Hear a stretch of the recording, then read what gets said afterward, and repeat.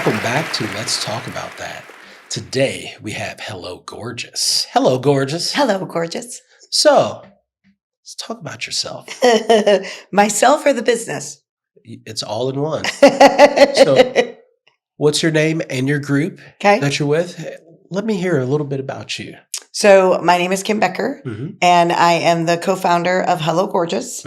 Hello Gorgeous is a nonprofit organization that provides, well, we used to provide a lot of makeovers to women battling cancer. That's kind of how we started. Now our goal, it's really evolved into supporting women emotionally, physically, and spiritually as they walk through their cancer journey. And my end result is that when a woman looks in the mirror in spite of her cancer, despite her cancer, that she can smile when she sees her reflection. So that's really what we want to be able to do. That's beautiful. I love that. So, how did this begin? Let's go there. Let's talk about that. How did it begin?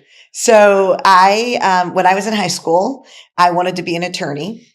And my mom said, you'll be really good at it because you argue really well. And so, but back when I was going to school and in high school, there wasn't anything as like a 529 plan, or my parents said, that's great. We support you 100%, but you're on your own financially. You got to figure it out. And I said, okay. So at the time I was working in a tanning salon. And so the girls there said, this is what you should do. You should go to beauty school because then you could actually cut the hair of all of your the students, right, in the dorm and actually pay for your way to go through law school just by cutting hair. And I thought, oh my gosh, that's such a great idea. So I went to beauty school and I never looked back. Really? I never made it to law school. So you just fell in love with it? I just fell in love with it. Wow. So my dream, as most hairdressers, was always to open a salon. And so I was talking to my late husband about it. And he said, I have the perfect name for the salon. We should call it Hello Gorgeous. And I said, that's the stupidest name I've ever heard.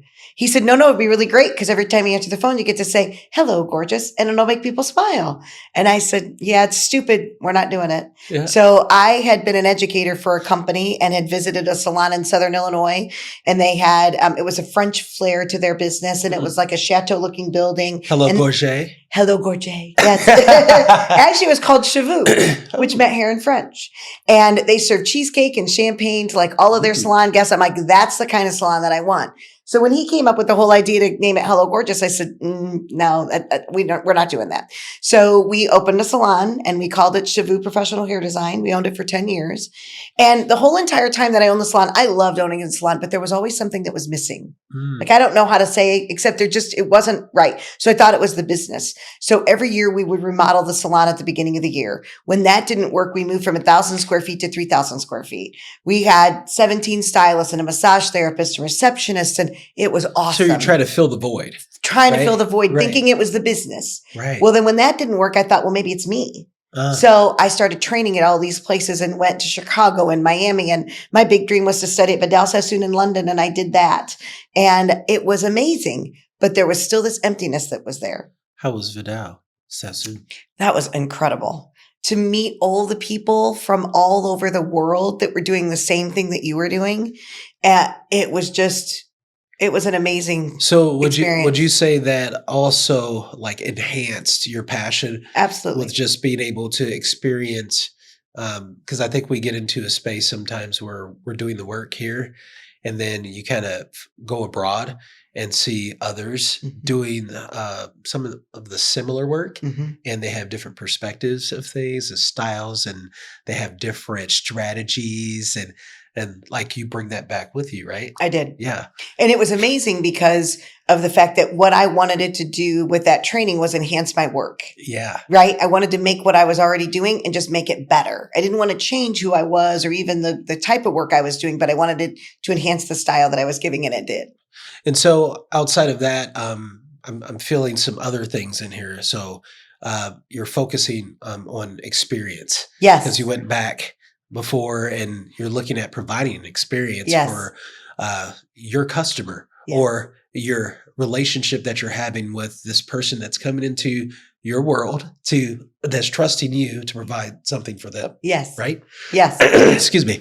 So okay, let's fast forward. Let's go into, all right. So you skipped law school, but you're a master debater. Oh yeah. Yes, that I means am. Master negotiator. That's right. You can work deals. Yes. That's in your playbook, Yes, right? You that's got it. So that's part of the business as well. That's right. About that. So you go in. So your core business was providing a experience for people to beautify themselves, Yes. to feel welcome and better about themselves. Yes. That's the starting point. Yes. Okay. So I'm playing it back here because I'm absorbing all this right now. Okay. So now you're at this point where you're still trying to fill the void. Let's keep going with that. Okay. So we, as I said, I would have that conversation with my husband quite often. Something's missing. I know we're supposed to be doing something more than what we're doing. So our son was 3 years old at the time, and we were on a drive back from Indianapolis, and we were having one of these conversations. And all of the sudden it fell on my heart. And I looked at him and I said, I know what we need to do. We need to have a mobile day spa that caters to cancer patients. We need to have this beautiful, elegant palace on wheels that'll show up just a few feet from her door and make her feel like a queen for the day during a time where she doesn't feel very special. Now, most people that are business owners think that when you own a business, that you take all the cash that you earn in the day and you put it in your pocket and you live this luxurious lifestyle and you never worry about money, right? Yep, that's how And that can't be further from the truth. Yep. And so for us, we'd owned the salon for 10 years. And, just about the time we'd get a little money set back, the water heater would go out or the furnace would stop working or something, right? We just never felt like we could get completely caught up. The real world hits you. That's right. Yeah. All the time. Yeah. And so, at this point in time, Mike was ready to get out of the salon business. So he was open to any new idea that I had had. So I'm pitching this idea about the mobile day spa. And then I looked at him and I said, and we're going to do this for free. Ooh.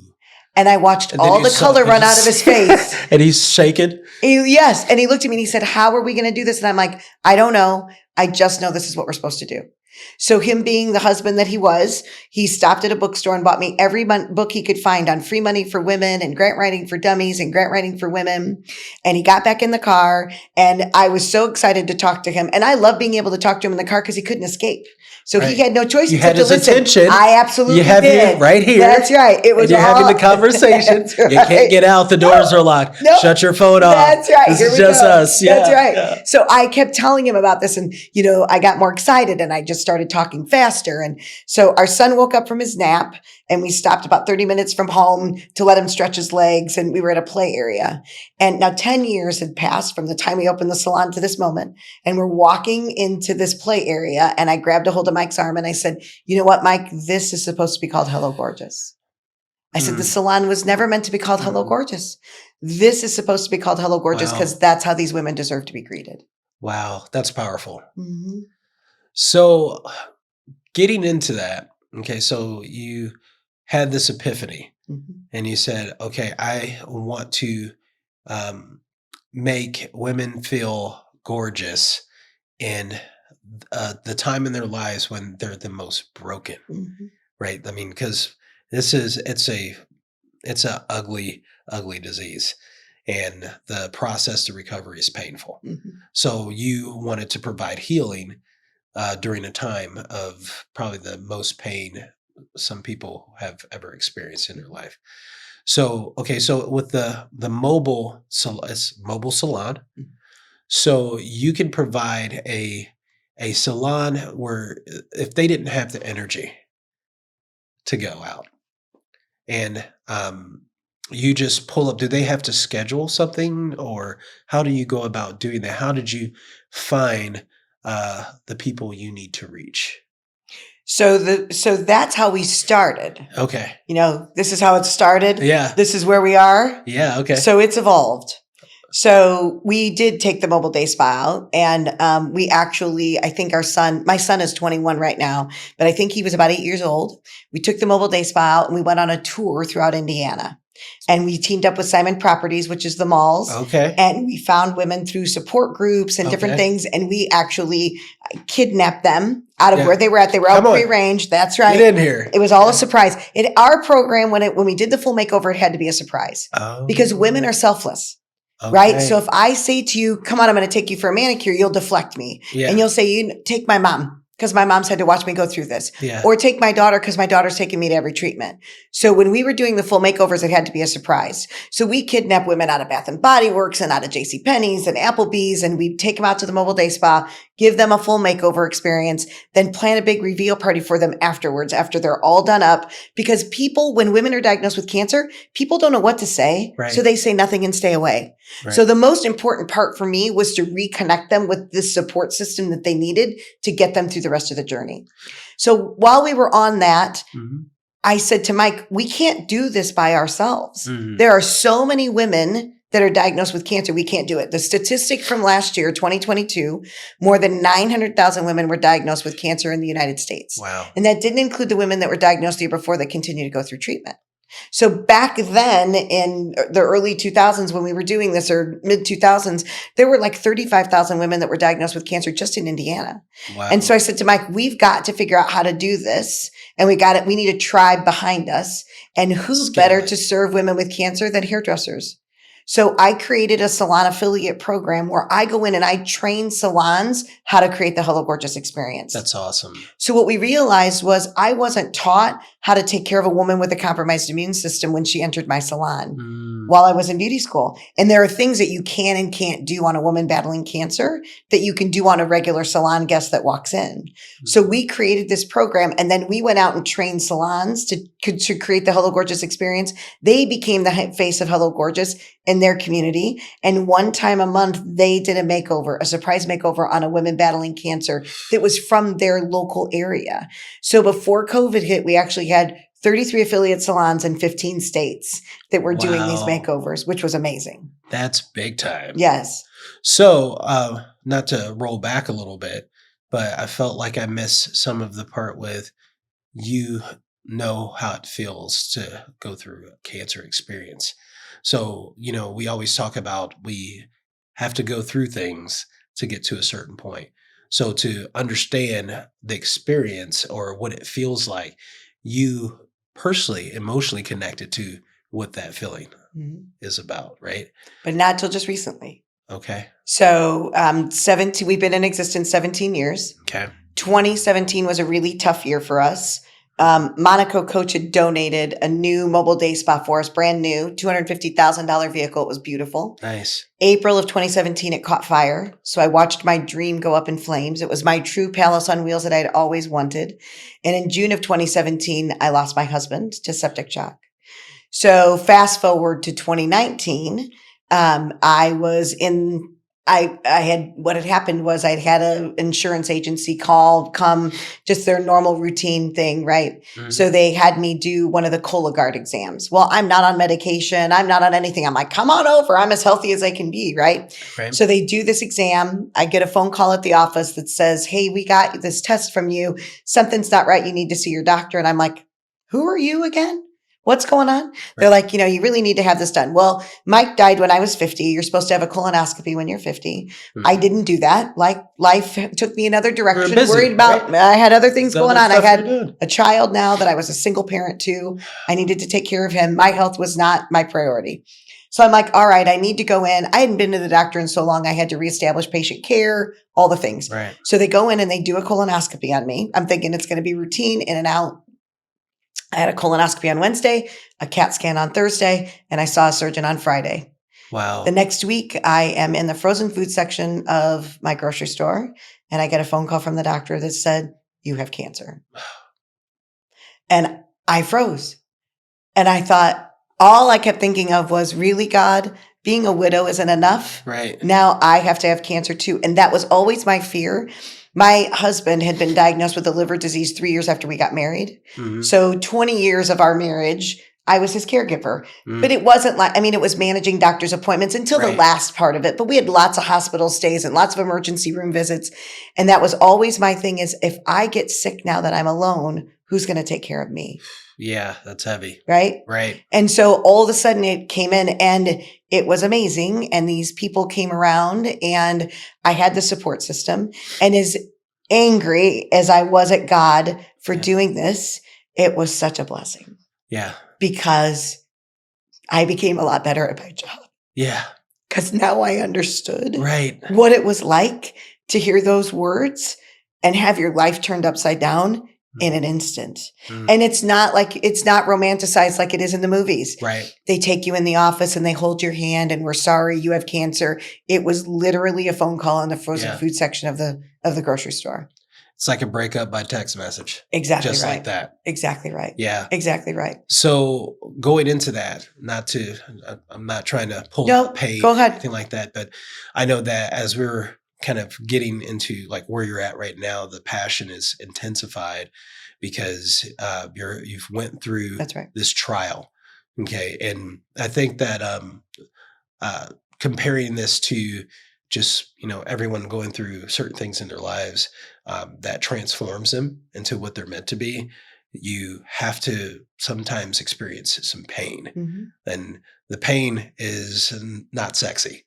It's ugly, but it transforms you into what you're meant to be. That's right. So with Hello Gorgeous right now you're in a space where you now are looking at all the little elements of not just the lives that you've touched, but you've experienced some of it as well. Mm-hmm. Okay, so now there's this validity of the purpose of this program and the reach now. So how far is the Hello Gorgeous reach now at this point with your affiliates and the whole program that you've built?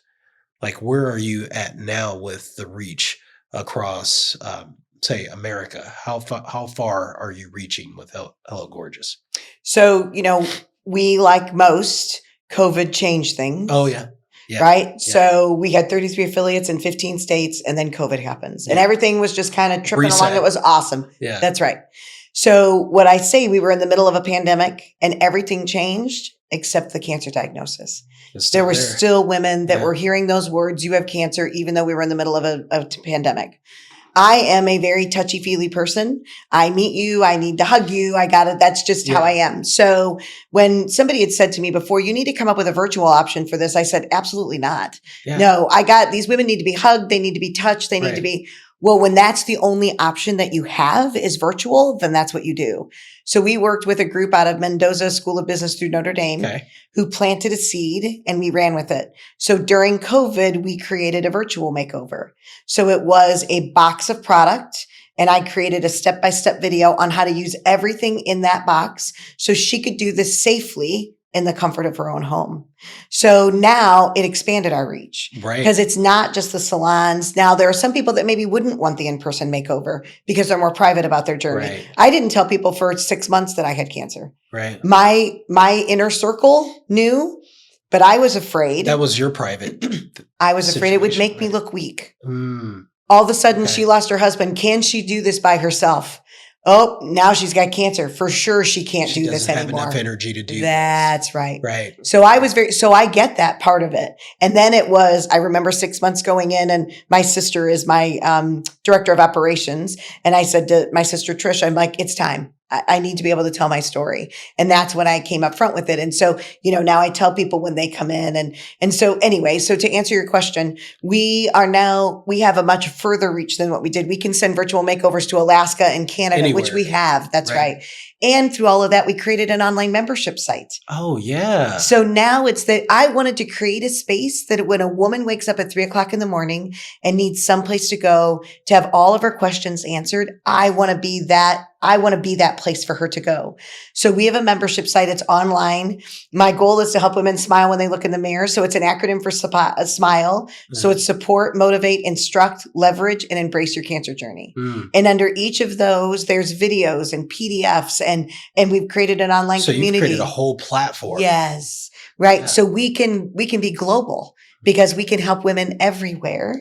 And so that's kind of, where we're at. The other thing that we've done is we've created like an employee assistance program. 93% of all women diagnosed with cancer continue to work.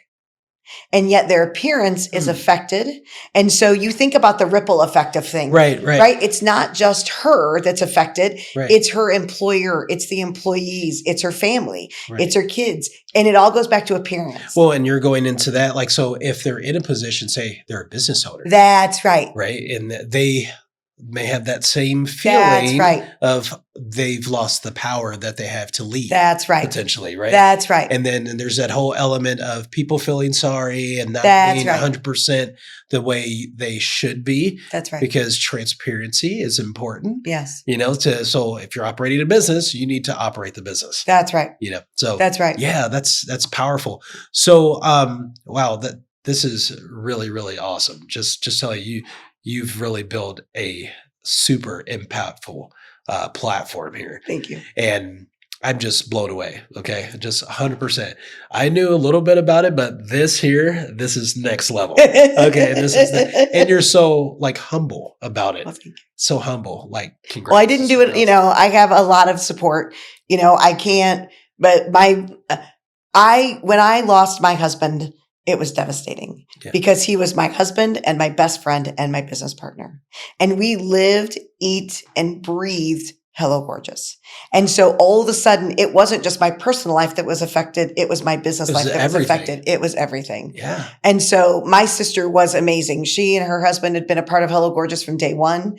She stepped up and filled some really big shoes for me. I have a wonderful executive board. We've got a ton of volunteers that come around. And so, yes, am I the visionary? Yes. Let me just be really honest with you. This is a calling for me. Yeah. This is something that God said, would you do it? It's not a job. It's not a job. It's not a business. It's a calling. It's calling. This is the way that I said yes. Now we have free will. I could have said no. And I'll tell you, Mike and I always teased because I was a hairdresser. He had a degree from Purdue University in pre-Columbian archaeology.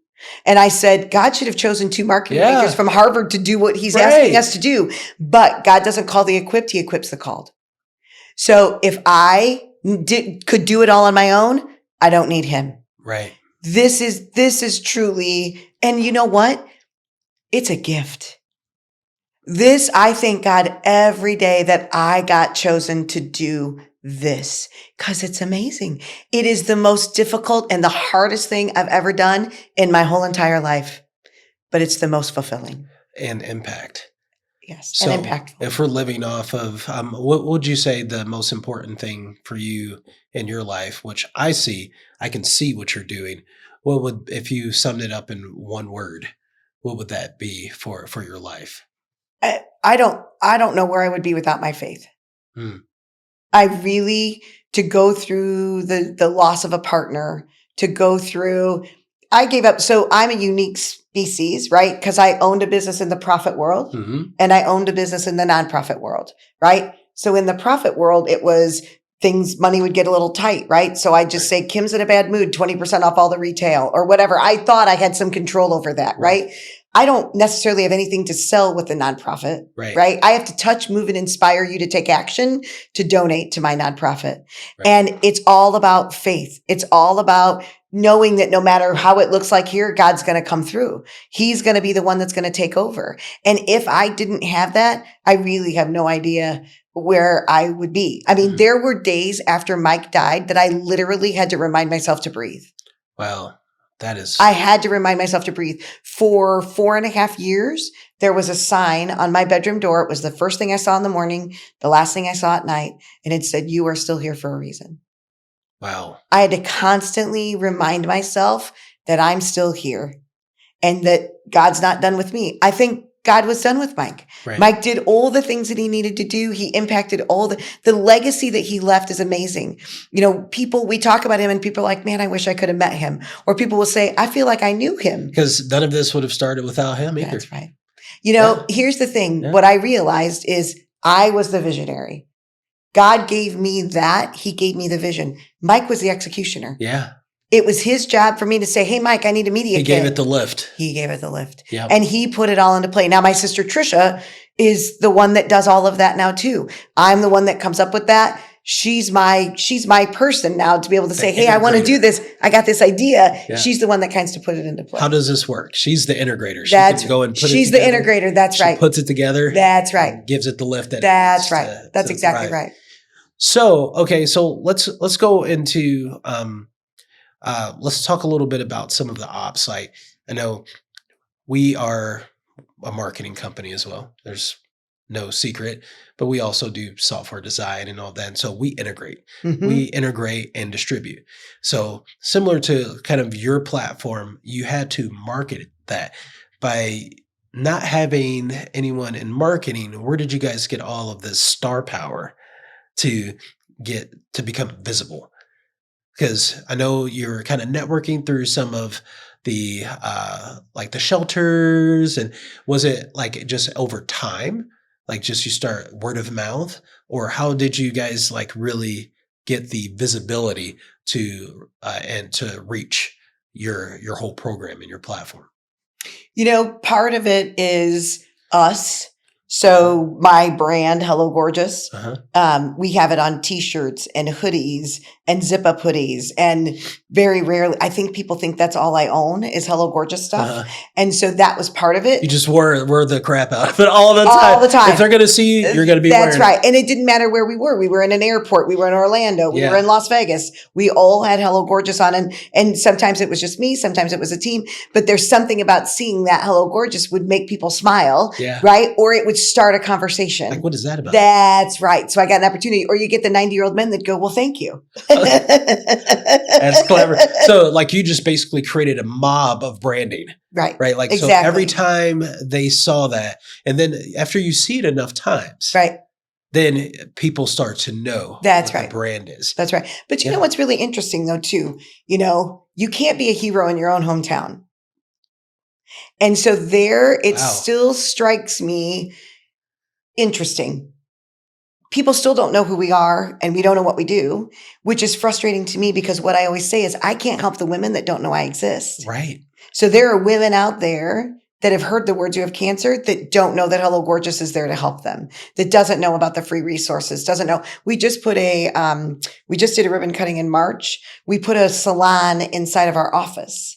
So our office is local over Mishawaka, Indiana. And I wanted, as we expand nationally, I wanted to create a stronger bond to our local community. So we put a salon inside of our office now where you don't have to be nominated. You can simply fill out an application and then we make an appointment for you and you come in and it's called Kim's Closet. Do you remember when we were kids? And sometimes if you wanted to escape a sibling or your parents, you just kind of go hide in the closet for a little bit, right? You just go sit and I had a light in my closet and I could journal or whatever.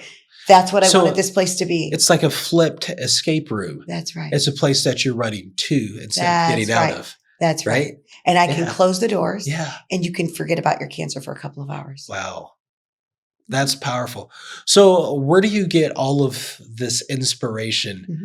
Like, what does Kim look like? Does she just like go out and how do you get inspiration? Where do you go to find what's next? So I've been called the Energizer Bunny. So I feel like I have a lot of energy, which I'm really grateful for. And I'm extremely passionate, which I'm grateful for. I'm a big one for modeling. Okay. So I don't have to reinvent the wheel. Mm-hmm. I just need to find somebody else who's already doing what I'm doing. And then I go talk to them. Uh-huh. So when we first started Hello Gorgeous, we got the opportunity to speak with a man by the name of Millard Fuller. Are you familiar? Yeah. And so some clients of mine knew him personally. Mm-hmm. And he's kind of the one that came up with he shared with me about his affiliate program. And I'll never forget, we were sitting in a Target parking lot. And we had a 45-minute phone conversation with him. And I was all about this mobile day spa and this palace on wheels and blah, blah, blah, blah, blah. And I remember saying to Millard Fuller, I said, how much money do I need? I want to be a debt-free ministry, right? I don't want to have all these bills and the pressure of owing people money and blah, blah, blah, blah, blah. I said, so how much money do I need to have in the bank in order to get this started? And he said to me in his Southern accent, he said, Kim, you'd be really silly to start without $1. He said, you just need to start. Yes. He said, these women don't care where they're taken care of. You just need to start. And any business owner, right? We all wait. We got to wait for the perfect time to have a baby. We got to wait for the perfect time to start our business. We got to be the perfect time to order to grow the business or to expand or whatever it is. There will never be a perfect time. Never. You just have to start. Have to start. And so that that one lesson taught me that that's where my inspiration comes from. What are the other successful people doing? I'm a big Anthony Robbins fan. Yeah. I love Anthony Robbins. Walked on fire, the whole 9 yards. I can talk myself into something. I can talk myself out of something. Love Jennifer Allwood. She said, strive for a B minus. We all wait for perfection, right? It's got to be perfect. It does not exist. Right. So she says, strive for a B minus. People need the information that you have. You've got to get it out there. And if you wait for it to be perfect all the time, you're waiting for it to be perfect. You're starving these people. Yeah. You're starving these people of the information that you need to give to them. So it's those kind of things. I listen to a ton of podcasts. I listen to a ton of books. But I love with people, like even local people. Yeah. Like I love, if this was a reverse interview, I'd want to know your story. Oh yeah. Cause I want to talk about. That's right. Right. But I want to know because that inspires me. Right. Yeah. That inspires me. That's what it's about. How did you get to where That's how we grow. That's how we grow. That's my favorite thing to do is to sit down. I'm going to ask you a question. Will you answer my question? I sure will. When I meet people, I love to ask them one question. Yeah. And that is, if you could do anything in the whole wide world and you didn't have to make money at it, what would you do? Help people grow. Instant. Not even, I don't have to think about it. That's the whole reason why we have the show, is for local businesses, small businesses, to help them tell their story.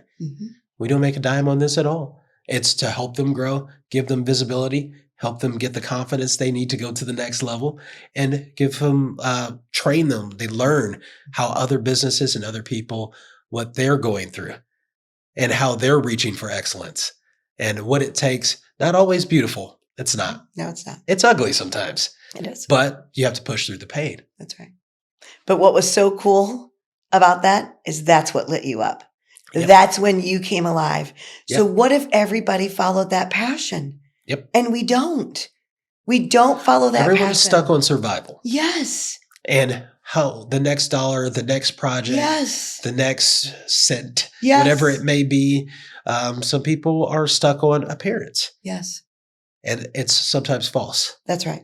That's not how you are inside. So I feel like if you really stuck true to your core values, you would go way further. That's right. And I mean, that's why your story is really inspirational, because we're looking at, when we talk to nonprofits and for-profits, sometimes nonprofits, sometimes the passion isn't there because it's maybe not your vision. That's right. Right?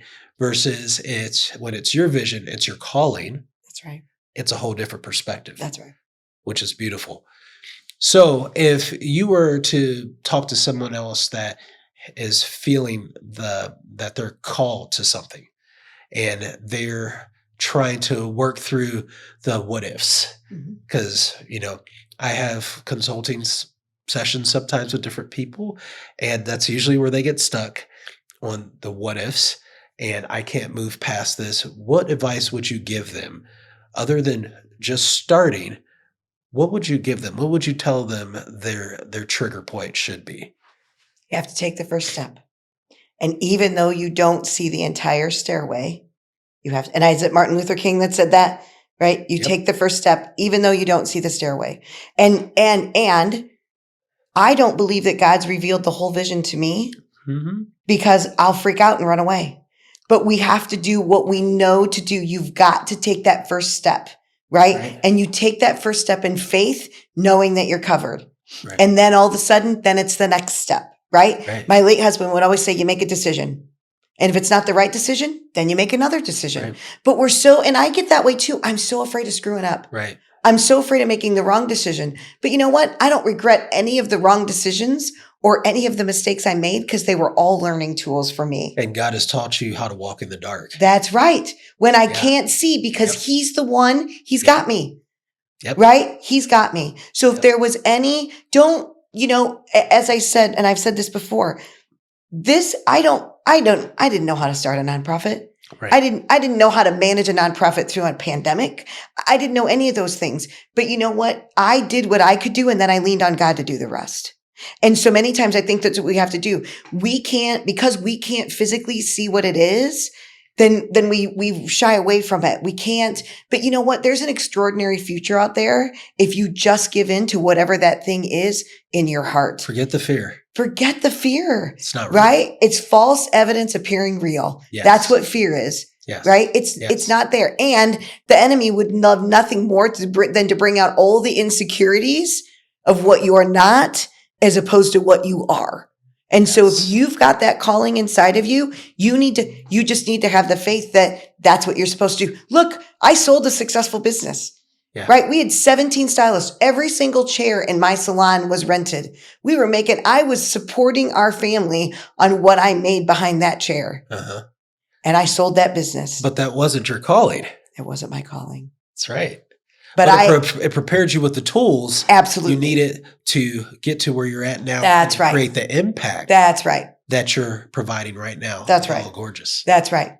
But I had to take that step in faith when it didn't make any sense and sell that business so that I could focus on what we needed to do and having the impact with women. So with that said, would you say that in knowing your calling and saying, forget the rest, do your best and forget the rest? Right. Like, was that the defining moment where you just said, hey, I need to get rid of the distractions so I can focus on my calling? Would you say you were all in that way, or was there a transitional period of getting to that point? You know the story about the Israelites that were going around the mountain for 40 years and they never made it to the promised land? Yeah. I did that for about 9 years. Okay. So it was a process. It was a process. Okay. So once I sold my business, then I stayed on at the business as an independent contractor. Okay. So I only had myself to manage. I didn't have all the other people to manage. So it was kind of a transitional thing. And then that helps sustain your That's lifestyle right. That's right. while you were exactly. Okay. Exactly. Gotcha. And then it just got to the point where I couldn't do it all. Right. There was no way. Had to take the I was jump. at a breaking point. That's right. And so I finally just said it was in December 8 years ago. And I just said, I can't do this anymore. But let me tell you something too. And for any of your listeners that are out there, just because it's the end of a chapter doesn't mean you need to get sloppy. Yeah. Doesn't mean you just need to give up on that. I will tell you what, I was the best hairdresser up until that very end. And I said to myself, I am going to give my clients, just because I knew that they weren't going to rebook from me, didn't mean that I could get sloppy and just say, oh, it doesn't matter anymore. It's about the integrity that you have as an individual. And I said that I was going to give every single person the best haircut that they ever got from me, that last haircut, because I wanted every haircut going forward to be compared to that haircut. Wow. And so for anyone that's thinking about leaving a job, for anyone that's thinking about ending something and starting anew, don't compromise your integrity because of the fact that you're saying, well, I'm not going to do this anymore, so it doesn't matter. It does matter. It matters to you. You give your very best until the very end. Yes. Because that's what will carry you forward. And that's what they'll remember you as. That's what they remember. I can't tell you the number of people that still come up to me and say that was the best haircut. I haven't got the same one. I haven't got that haircut. The same one since then. That's right. And it didn't matter. I didn't do it because I needed them to rebook in 6 weeks. But that's what you're made of, right? That's what you're made of. Whether it's a haircut, whether it's that last meal you prepared, right. That's whether whatever it is that you're right. doing out there, the very last thing is the most important. That's right. That's what they'll remember you for. That's right. That's awesome. That's right. Well, if there's listeners or people watching that are looking to get more information or get involved into the program, how would they find that information outside of the podcast, of course? So our website is hellogorgeous.org. Okay. So we'd love to have you visit there. We've got all of our social media channels. So we're on Facebook, we're on Instagram, and I believe we've got a YouTube channel. Okay. We are driven by donations. It really is a heart-driven organization. So we have fundraisers. So you can go to our website and find out about the current fundraisers that we've got going. But you can simply just make a donation as well, just to help us help more women, because that's really what we want to do. We want to make sure that we can give these women, no matter what their socioeconomic status is, this day of pampering that they deserve. I love it. Thank you so much for taking the time to join me today. Thank you for having me. This was awesome. Yeah. We'll see you next show.